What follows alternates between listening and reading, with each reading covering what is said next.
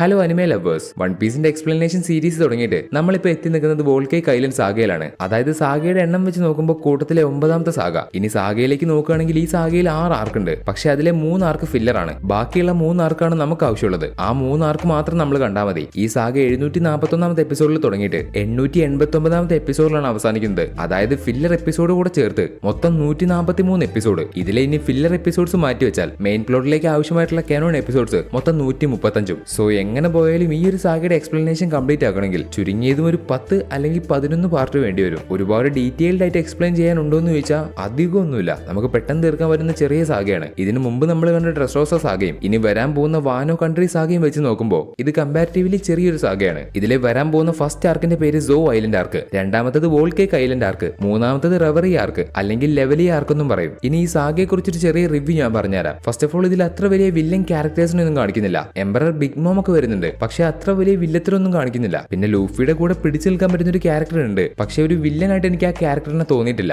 ലൂഫിക്ക് പറ്റിയ ഒരു ഒപ്പോണന്റ് അത്രേ ഉള്ളൂ. പിന്നെ ഒരുപാട് പുതിയ പുതിയ ക്യാരക്ടേഴ്സിനെ ഇൻട്രൊഡ്യൂസ് ചെയ്യുന്നുണ്ട്. വലിയ വലിയ ട്വിസ്റ്റ് വരാൻ പോകുന്നുണ്ട്. ഒട്ടും മോശമല്ലാത്ത അത്യാവശ്യം നല്ല ഫൈറ്റ് ഉണ്ട്. പിന്നെ ഈ സാഗയിൽ നമ്മുടെ ജീംബെ കാണിക്കുന്നുണ്ട്. അതുപോലെ ആരും പ്രതീക്ഷിക്കാത്ത ബ്രൂക്കിന്റെ ഒരു 1.5 എൻട്രി ഉണ്ട്. രോമൊക്കെ എണീറ്റ് നിന്ന് സല്യൂട്ട് അടിച്ച നിമിഷം. ഇത് കൂടാതെ നമ്മുടെ സാഞ്ചിയുടെ ഒരു ബാക്ക് സ്റ്റോറി ഉണ്ട്. നമ്മളെ പിടിച്ചിരുന്ന നല്ല കുറച്ച് മൊമെന്റ്സും ഉണ്ട്. സോ ഓവറോൾ നോക്കുകയാണെങ്കിൽ ഒട്ടും മോശം പറയാൻ പറ്റാത്ത എനിക്ക് ഇഷ്ടപ്പെട്ട നല്ലൊരു സാഗയാണ്. നിങ്ങൾ ആരെങ്കിലും ഈ സാഗ കണ്ടിട്ടില്ലെങ്കിൽ ഫോർ ബെറ്റർ എക്സ്പീരിയൻസ് നിങ്ങൾ ഇത് കാണുന്നതായിരിക്കും നല്ലത്. കുറച്ചു പേർക്ക് സംശയമുണ്ട്, എക്സ്പ്ലനേഷൻ കാണുന്നതാണോ അതോ ഒറിജിനൽ ആയിട്ട് അനിമേഷൻ എപ്പിസോഡ്സ് കാണുന്നതാണോ നല്ലതെന്ന്. ഇതിൽ എന്റെ ഉത്തരം ഒന്നേ ഉള്ളൂ, നിങ്ങൾക്ക് ഏതാണോ കംഫർട്ട് അതിരുന്ന് കാണുക. ഒരുപാട് സമയമുണ്ട്, അനിമേഷൻ കാണാം, ഡീറ്റെയിൽഡ് ആയിട്ട് കാര്യങ്ങൾ മനസ്സിലാക്കണം എന്നുള്ളവർക്ക് അനിമേഷൻ ഇരുന്ന് കാണുന്നതുകൊണ്ട് കുഴപ്പമില്ല. പക്ഷെ സമയമില്ല, പെട്ടെന്ന് കഥ മനസ്സിലാക്കണം, അല്ലെങ്കിൽ അനിമേഷൻ കണ്ടിട്ട് മനസ്സിലായിട്ടില്ലെങ്കിൽ അത് മനസ്സിലാക്കാൻ വേണ്ടി എക്സ്പ്ലനേഷൻ കാണുന്നതുകൊണ്ടും കുഴപ്പമില്ല. അങ്ങനെയുള്ളവർക്ക് എക്സ്പ്ലനേഷനും കാണാം. സോ എന്ത് കാണണം, എങ്ങനെ കാണണം, എപ്പോൾ കാണണം എന്നൊക്കെ തീരുമാനിക്കേണ്ടത് നിങ്ങളാണ്. ഇതിനിപ്പോൾ പ്രത്യേകിച്ച് ഒരു ഡിസ്ക്ലൈമറിന്റെ ആവശ്യമൊന്നുമില്ല. എക്സ്പ്ലനേഷനേക്കാൾ ഒരുപാട് ഡീറ്റെയിലിംഗ് നമുക്ക് അനിമേഷനിൽ കാണാൻ പറ്റും. പ്രത്യേകിച്ച് ഓരോ സീനുകൾ, അതിൽ വരുന്ന ഇമോഷൻ, ഇതൊക്കെ എക്സ്പ്ലനേഷൻ കണ്ടാൽ കിട്ടുമെന്ന് എനിക്കറിയില്ല. അനിമേഷൻ കാണുമ്പോൾ നമുക്ക് ആ ഇമോഷൻ ക്യാച്ച് ചെയ്യാൻ പറ്റും. അതുകൊണ്ട് എന്ത് വേണമെന്ന് നിങ്ങൾക്ക് തീരുമാനിക്കാം. സോ ഇന്നത്തെ വീഡിയോയിൽ നമ്മൾ കാണാൻ പോകുന്നത് വൺ പീസ് വോൾക്കേക്ക് ഐലൻഡ് സാഗയുടെ 1ാമത്തെ പാർട്ടാണ്. ഈ സാഗയിലെ മുഴുവൻ ആർക്കും അതിൽ വരുന്ന എപ്പിസോഡ്സിന്റെ ഡീറ്റെയിൽസ് ഞാൻ താഴെ ഡിസ്ക്രിപ്ഷനിൽ കൊടുക്കാം. So anime lovers, once again welcome back to anime exposure. The One Piece.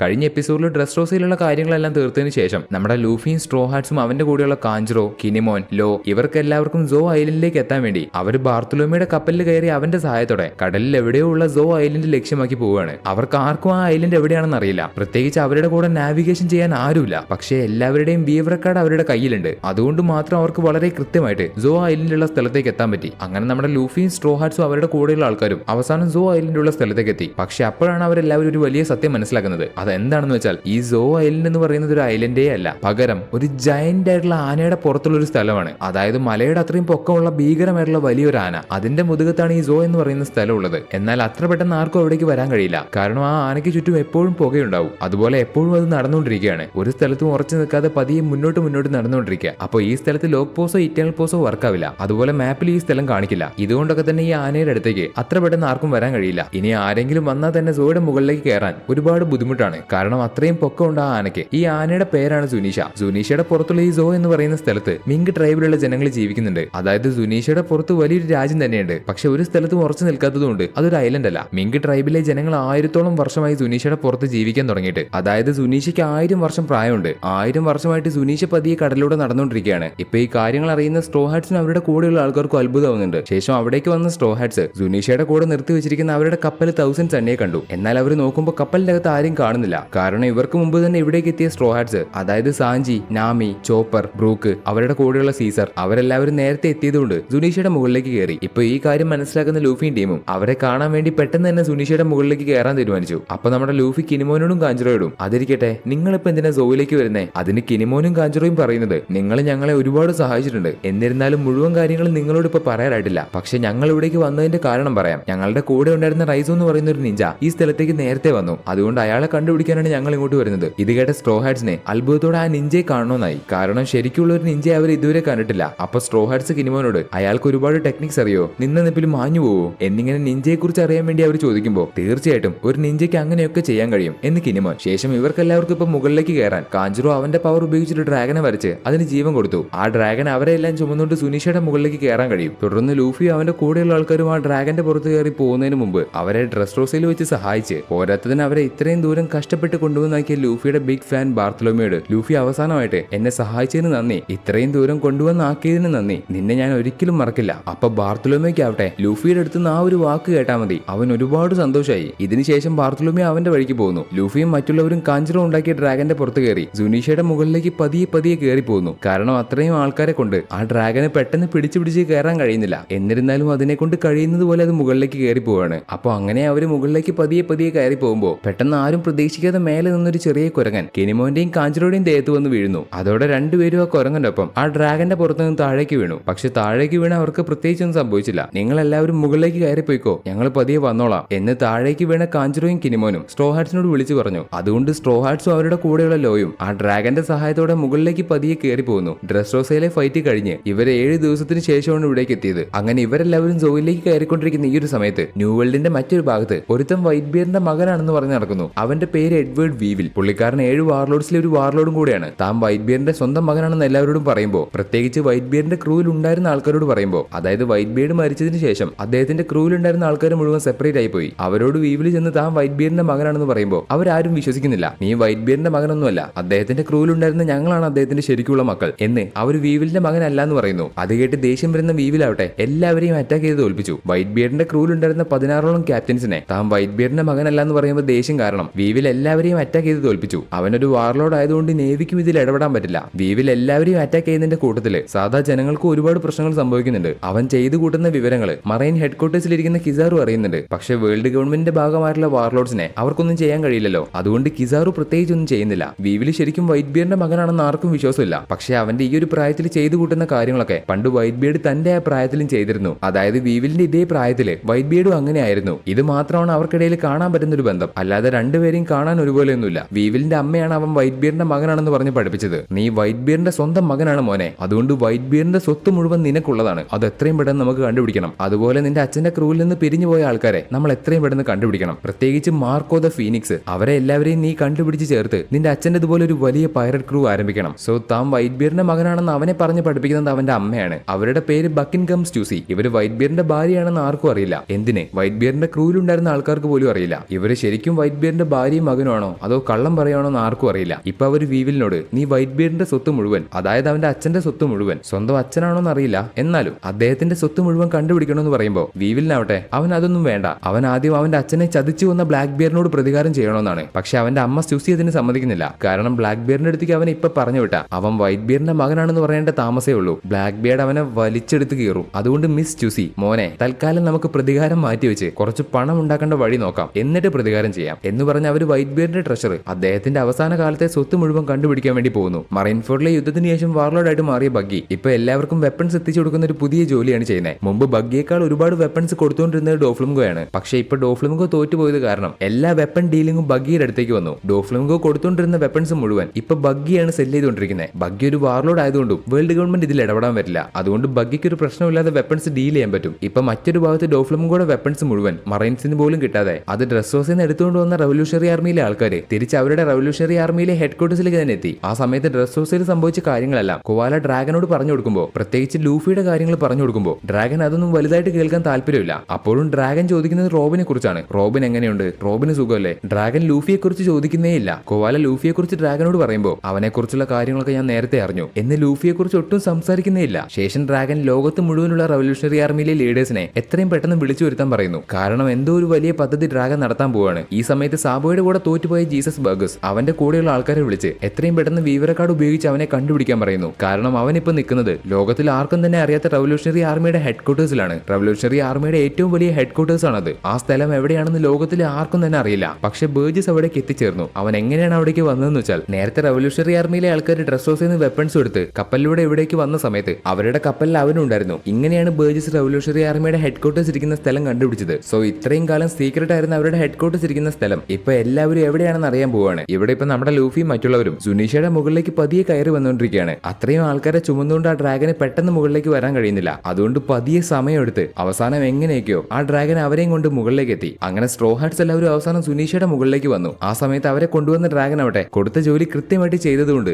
ആ ഡ്രാഗൻ തിരിച്ച് പഴയതുപോലെ ഒരു പെയിന്റിംഗ് ആയിട്ട് മാറി. അതുകൊണ്ട് സ്ട്രോ ഹാർട്സിനാവട്ടെ എല്ലാവർക്കും വളരെയധികം സങ്കടമാവുന്നുണ്ട്. കാരണം ആ ഡ്രാഗൻ അത്രയും അധികം കഷ്ടപ്പെട്ട് അവരെ എല്ലാവരെയും മുകളിലേക്ക് എത്തിച്ചു. അവരെ ഇത്രയും അധികം കഷ്ടപ്പെട്ട് സഹായിച്ച ഡ്രാഗനോട് അവർക്ക് ഒരുപാട് നന്ദിയുണ്ട്. അതുകൊണ്ട് അവരെല്ലാവരും ആ ഡ്രാഗനെ ഓർത്ത് സങ്കടത്തോടെ കരയുമ്പോൾ മുകളിലേക്ക് എത്തിയ സോറോയും ലോയും ആവട്ടെ എന്ത് കോപ്പ ഇവന്മാരൊക്കെ കാണിക്കുന്നേ. കണ്ടിട്ട് തന്നെ മനുഷ്യന്റെ തൊലി ഉരിഞ്ഞു പോവുകയാണ്. നമ്മളിപ്പോ എത്തിയിരിക്കുന്നത് നമുക്കറിയാത്തൊരു സ്ഥലത്തേക്കാണ്. അതുകൊണ്ട് ഇമാതിരി സെന്റിമെന്റ്സ് ഒക്കെ കളഞ്ഞിട്ട് മര്യാദയ്ക്ക് മുന്നിലേക്ക് നോക്കി നടക്കാൻ നോക്ക് എന്ന് നമ്മുടെ വൈസ് ക്യാപ്റ്റൻ സോറോയുടെ നിർദ്ദേശം. പുള്ളിക്കാരൻ ഇങ്ങനത്തെ സെന്റിമെന്റ്സ് കാണുന്നത് ദേഷ്യമാണ്. അതുകൊണ്ടുള്ള കാര്യം സോറോ തുറന്നു പറഞ്ഞു. ഇപ്പൊ സുനീഷയുടെ മുകളിലേക്ക് എത്തിയ സ്ട്രോ ഹാർട്സ് അവിടെ ആദ്യം തന്നെ ഒരു വലിയ ഗേറ്റ് കണ്ടു. എന്നാൽ അവിടെ ആരെയും കാണുന്നില്ല. ആ ഗേറ്റിന്റെ എൻട്രൻസിന്റെ മുകളിലായിട്ട് മൊക്കോമോ ഡ്യൂക്ഡം എന്ന് എഴുതി വെച്ചിട്ടുണ്ട്. അതിനർത്ഥം എന്താണെന്ന് വെച്ചാൽ ഈ രാജ്യത്തിന്റെ പേരാണ് മൊക്കോമോ ഡ്യൂക്ഡം. അതായത് മിങ്ക് ട്രൈബിലെ ജനങ്ങൾ ജീവിക്കുന്ന അവരുടെ ഈ രാജ്യത്തിന്റെ പേരാണ് മൊക്കോമോ ഡ്യൂക്ഡം. ശേഷം സ്ട്രോ ഹാർട്സ് എല്ലാവരും എൻട്രൻസ് കടന്ന് അകത്തേക്ക് വന്ന് നോക്കുമ്പോൾ കാണുന്നത് സുനീഷയുടെ മുകളിലുള്ള വലിയൊരു രാജ്യമാണ്. ഒരു ആനയുടെ പുറത്താണോ ഇത്രയും വലിയ സെറ്റപ്പ്? അത് കണ്ട് നമ്മുടെ ഗോഡ് ഊസപ്പിന്റെ കണ്ണ് തള്ളിപ്പോയി. അപ്പൊ ഈ കാഴ്ച കാണുന്ന നമ്മുടെ ലൂഫിക്ക് ആവട്ടെ അവൻ ആ സ്ഥലം ഒരുപാട് ഇഷ്ടപ്പെട്ടു. പ്രത്യേകിച്ച് ലൂഫിക്ക് ഇങ്ങനത്തെ പുതിയ പുതിയ കാര്യങ്ങൾ കാണുന്നത് ഒരുപാട് ഇഷ്ടമാണ്. നമുക്ക് ക്യാപ്റ്റൻ എങ്ങനെയാണെന്ന് അറിയാലോ. പുള്ളിക്കാരൻ എല്ലാ പുതിയ പുതിയ കാര്യങ്ങളും വളരെ ഇൻട്രസ്റ്റ് ആണ്. അതുകൊണ്ട് തന്നെ ആ സ്ഥലം കണ്ട് ഇൻട്രസ്റ്റ് ആവുന്ന ലൂഫി ഒരുത്തനോട് പോലും ചോദിക്കാതെ ആ സ്ഥലത്തേക്ക് പെട്ടെന്ന് എടുത്തു ചാടി. അങ്ങനെ മറ്റുള്ള സ്ട്രോ ഹാർട്സും അകത്തേക്ക് വന്ന് ആ സ്ഥലം മുഴുവനായിട്ടും കണ്ടു. പക്ഷെ അവിടെ മറ്റാരെയും കാണുന്നില്ല. അതുപോലെ അവർ നോക്കുമ്പോൾ ആ സ്ഥലം മുഴുവൻ ഇതിനു മുമ്പ് ആരൊക്കെയോ തകർത്തിട്ടുണ്ട്. ഒരു മനുഷ്യനോ അല്ലെങ്കിൽ ഒരു മൃഗമാണ് ആ സ്ഥലം മുഴുവൻ നശിപ്പിച്ചിട്ടുണ്ട്. അവിടുത്തെ ഗേറ്റ് ഒക്കെ അടിച്ച് തകർത്ത്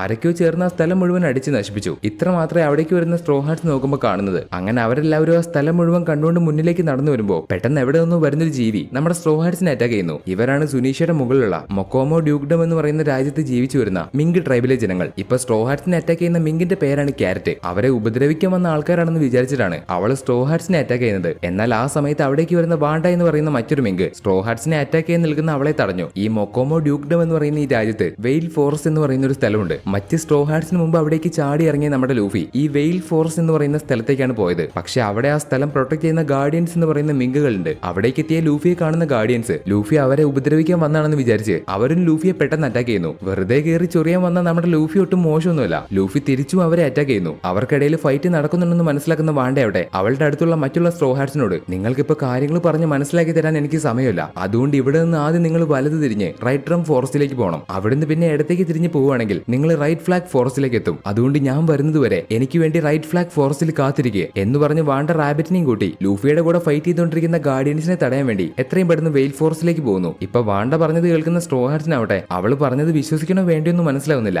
അവർക്ക് നേരിട്ട് പരിചയമില്ലാത്ത ഒരാൾ പെട്ടെന്നൊന്നും ഓരോ കാര്യങ്ങൾ പറയുമ്പോൾ നമ്മുടെ സ്ട്രോ ഹാർട്സ് അത് എങ്ങനെ വിശ്വസിക്കും? അതുകൊണ്ട് അവരിപ്പോ വാണ്ട പറഞ്ഞു കൊടുത്ത സ്ഥലത്തേക്ക് പോകുന്നില്ല. പകരം ലോയുടെ ക്രൂവും ഈ സ്ഥലത്ത് തന്നെയുണ്ട്. അവന്റെ ക്രൂവും നേരത്തെ ഇവിടേക്ക് എത്തി. ലോയുടെ ക്രൂവിലെ ബെപ്പോ എന്ന് പറയുന്ന നാവിഗേറ്റർ ഒരു കരടിയില്ലേ, ആ കരടിയും ഒരു മിങ്കാണ്. പക്ഷെ അവിടുത്തെ കാര്യങ്ങളെ കുറിച്ച് ബെപ്പോയ്ക്ക് കൂടുതലായിട്ടൊന്നും അറിയില്ല. കാരണം ബെപ്പോ ചെറുപ്പത്തിലെ അവിടെ നിന്ന് പോയതാണ്. ഇപ്പൊ ലോയുടെ കയ്യിൽ അവന്റെ ക്രൂവിന്റെ അടുത്തേക്ക് എത്താനുള്ള വിവര കാർഡ് ഉണ്ട്. അതുകൊണ്ട് അവനും അവന്റെ കൂടെ സ്ട്രോ ഹാർട്സും അവന്റെ ക്രൂ ഉള്ള ദിശയിലേക്ക് പോകുന്നു. ഇതേ സമയത്ത് ലൂഫി അറ്റാക്ക് ചെയ്യുന്ന ഗാർഡിയൻസിനെ വാണ്ട വന്ന് തടഞ്ഞു നിർത്തി. അവിടെയുള്ള ഗാർഡിയൻസിന് മുഴുവൻ ഒരു ക്യാപ്റ്റൻ ഉണ്ട്, പെഡ്രോ എന്ന് പറയുന്ന ഒരു ജാഗോർ മിങ്ക്. അപ്പൊ അവിടെയുള്ള പെഡ്രോയോട് വാണ്ട പറയും ഇവര് നമ്മളെ സഹായിക്കാൻ വന്ന ആൾക്കാരാണ്, അതുകൊണ്ട് ഇവനെ ഞാൻ എന്റെ കൂടെ കൊണ്ടുപോവാണ്. അത് കേട്ട് ഗാർഡിയൻസിന്റെ ക്യാപ്റ്റൻ പെഡ്രോ ആവട്ടെ ലൂഫിക്ക് ചുറ്റും അവൻ പോലും അറിയാതെ ഉണ്ടായിരുന്ന ഒരുപാട് ഗാർഡിയൻസിനെ അവനെ ഒന്നും ചെയ്യേണ്ടെന്ന് പറഞ്ഞ് പെഡ്രോ തിരികെ വിളിച്ചു. ഇപ്പൊ ഇതൊക്കെ കാണുന്ന ലൂഫിക്ക് അവിടെ എന്തൊക്കെയാണ് സംഭവിക്കുന്നതെന്ന് പോലും മനസ്സിലാവുന്നില്ല. ഇത്രയും നേരം ഒരുപാട് ഗാർഡിയൻസ് അവന്റെ ചുറ്റും ഉണ്ടായിരുന്നു. പക്ഷെ അവരവിടെ ഉള്ള കാര്യം ലൂഫിക്ക് മനസ്സിലാക്കാൻ പോലും പറ്റിയില്ല. ഇപ്പൊ ലൂഫിയുടെ അടുത്തേക്ക് ലോ അന്വേഷിച്ച് നടക്കുന്ന അവന്റെ ക്രൂ വരുന്നുണ്ട്. അപ്പൊ ലൂഫി വാണ്ടയോട് ഇവിടെ എന്തൊക്കെയാ സംഭവിക്കുന്നേ, അവന്മാരൊക്കെ എന്തിനാ എന്നെ വെറുതെ അറ്റാക്ക് ചെയ്തേ? അതിന് വാണ്ട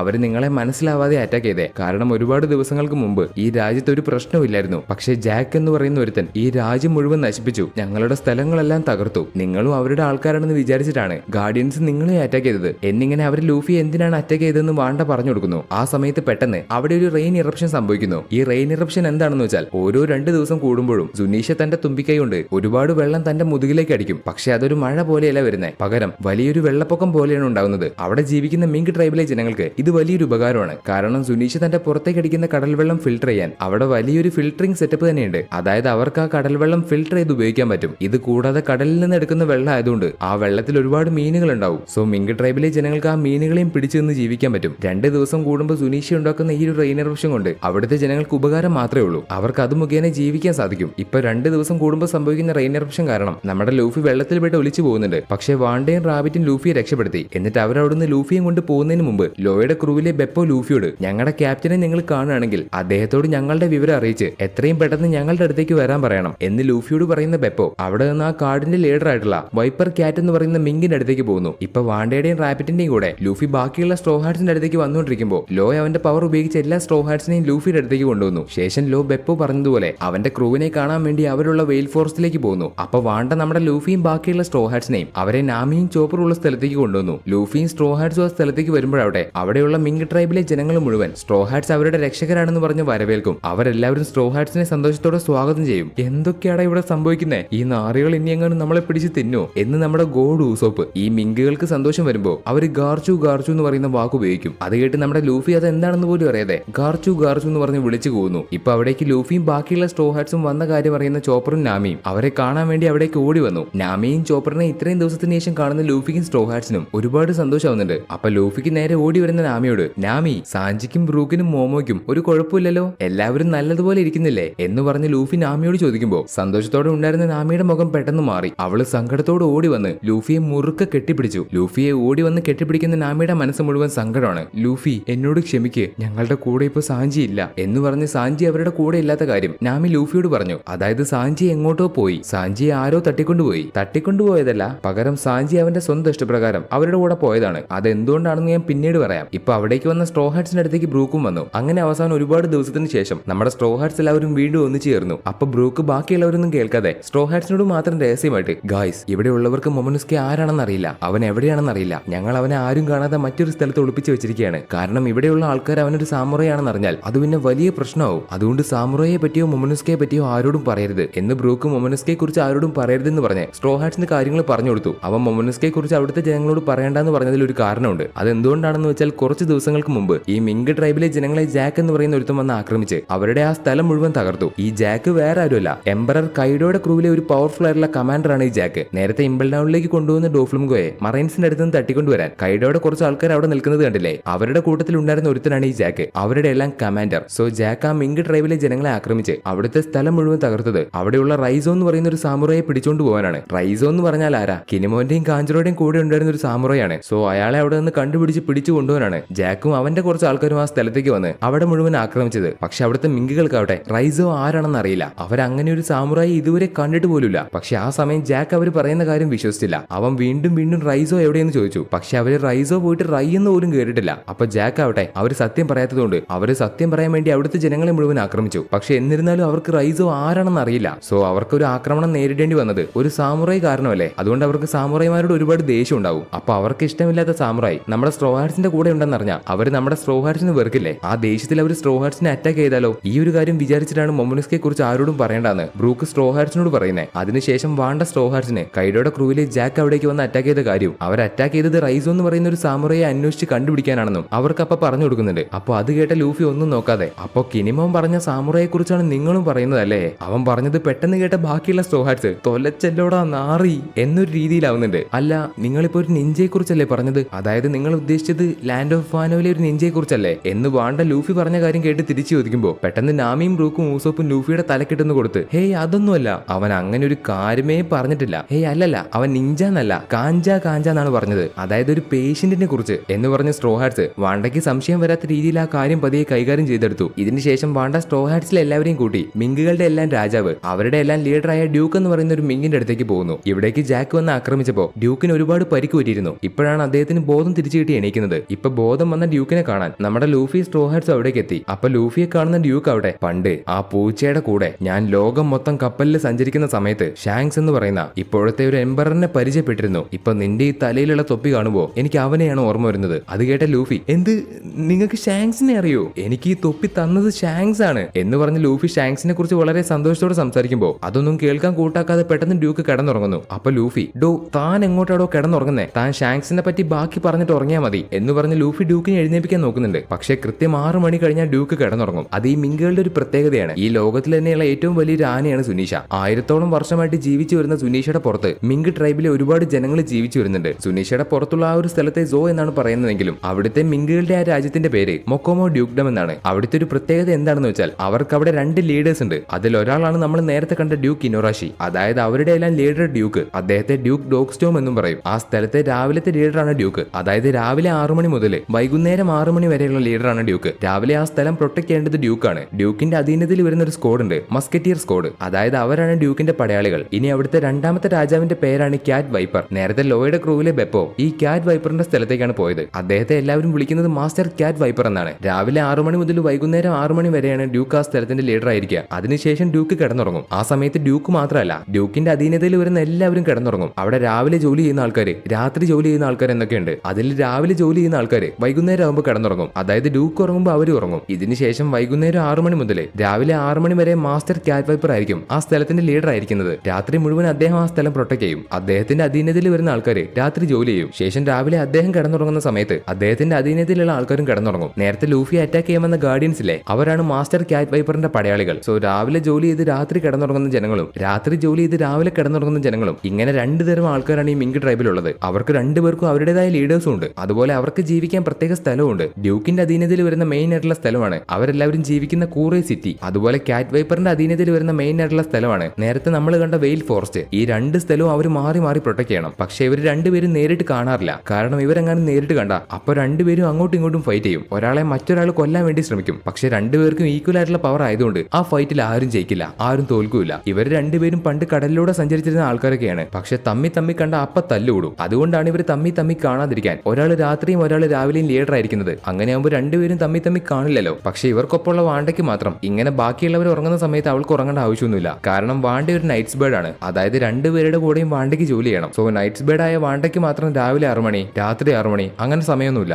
അവർക്ക് എപ്പോൾ വേണമെങ്കിലും ഉണർന്നിരിക്കാം, ആരുടെ കൂടെ വേണമെങ്കിലും വർക്ക് ചെയ്യാം. പിന്നെ മറ്റൊരു കാര്യം, ഇവരെ പോലെ എല്ലാ മനുഷ്യന്മാരും മിങ്കാണ്. അതായത് കുരങ്ങ് വംശത്തിൽ വരുന്ന ആൾക്കാരാണ് മനുഷ്യന്മാര്. സോ അവരും ഒരുതരം മിങ്കാണ്. പക്ഷെ ഇവരെ പോലെ അവർക്ക് ശരീരം മുഴുവൻ മുടിയില്ല. അതാണ് വ്യത്യാസം. അവർ മനുഷ്യന്മാരെ പറയുന്ന പേരാണ് ലേസർ മിങ്ക്. നമ്മുടെ സ്ട്രോ ഹാറ്റ്സ് ഈ കാര്യങ്ങളൊക്കെ ഇപ്പോഴാണ് അറിയുന്നത്. സോ നമ്മുടെ സ്ട്രോ ഹാറ്റ്സ് അവിടേക്ക് ആദ്യമായിട്ട് വരുന്നതിന്റെ 17 ദിവസങ്ങൾക്ക് മുമ്പാണ് കൈഡോയുടെ ക്രൂവിലെ ജാക്കും അവന്റെ ആൾക്കാരും അവിടേക്ക് വന്ന് ആ സ്ഥലം മുഴുവൻ അറ്റാക്ക് ചെയ്ത് നശിപ്പിച്ചത്. 17 ദിവസങ്ങൾക്ക് മുമ്പ് എന്താണ് സംഭവിച്ചെന്ന് വെച്ചാൽ എല്ലാ മിങ്കുകളും വളരെ സന്തോഷത്തോടെ ആ സ്ഥലത്ത് ജീവിച്ചു വരുമായിരുന്നു. പക്ഷെ ഒരു ദിവസം ബീസ്റ്റ് പൈററ്റ്സിലെ ജാക്ക് അവന്റെ ആൾക്കാരെയും കൂട്ടി റൈസോ എന്ന് പറയുന്ന ഒരു സാമുറായെ കണ്ടുപിടിക്കാൻ ജുനീഷയുടെ മുകളിലുള്ള സോയിലേക്ക് വന്നു. എന്നിട്ട് അവിടുത്തെ ജനങ്ങളോട്, നിങ്ങൾക്ക് റൈസോയെ അറിയുമെങ്കിൽ പെട്ടെന്ന് അയാളെ എനിക്ക് തന്നോ, അല്ലെങ്കിൽ എല്ലാത്തിനെയും ഞാൻ കൊല്ലും. അവനെ ഒളിപ്പിച്ചു വെക്കാൻ ആരും വിചാരിക്കണ്ട. ആ സാമുറായെ നിങ്ങൾക്ക് അറിയുമെങ്കിൽ പെട്ടെന്ന് അവനെ വിട്ടു തരുന്നതായിരിക്കും നല്ലത് എന്ന് പറഞ്ഞ് ജാക്ക് അവരെ ഭീഷണിപ്പെടുത്തി. പക്ഷെ ആ ജനങ്ങൾക്കാവട്ടെ എന്ത് തേങ്ങയുടെ ഇവനീ പറയുന്നേ, അവർക്ക് റൈസോ എന്ന് പറയുന്ന ഒരാളെ പോലും അറിയില്ല. അങ്ങനെ ഒരു സാമുറായെ അവർ കണ്ടിട്ട് പോലുമില്ല എന്നവർ ജാക്കിനോട് പറഞ്ഞു. പക്ഷെ അത് കേട്ട ജാക്കിന് അതങ്ങ് വിശ്വാസമായില്ല. ഇവന്മാരോട് ഇനി പറഞ്ഞിട്ട് കാര്യമൊന്നുമില്ല, കയ്യാങ്കളി തന്നെ നടക്കുള്ളൂ എന്ന് പറഞ്ഞ് ജാക്ക് അവന്റെ ആൾക്കാരെയും കൂട്ടി അവിടുത്തെ ജനങ്ങളെ ആക്രമിക്കുന്നു. പക്ഷേ ഈ മിങ്കുകൾ സാധാരണക്കാരല്ല.